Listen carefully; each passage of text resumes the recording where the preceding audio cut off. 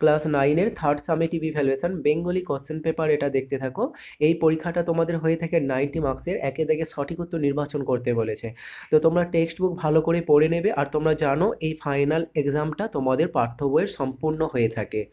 তো প্রত্যেকটা অধ্যায় ভালো করে পড়বে, তাহলে খুব সহজে এমসিকিউ এবং এক কথায় উত্তর দিতে হবে এমন সব প্রশ্নগুলোর উত্তর খুব সহজেই দিতে পারবে। সেই সাথে সাথে 3 নম্বর এবং 5 নম্বরের যেসব প্রশ্নগুলো আসবে লাইন তুলে তোমরা সহজে ধরতে পারবে যে কোন অধ্যায় থেকে প্রশ্নগুলো আসছে। এই প্রশ্নপত্রে 3 এবং 5 নম্বরের প্রশ্নগুলো বেশ গুরুত্বপূর্ণ, তোমরা এগুলোকে সলভ করে নেবে।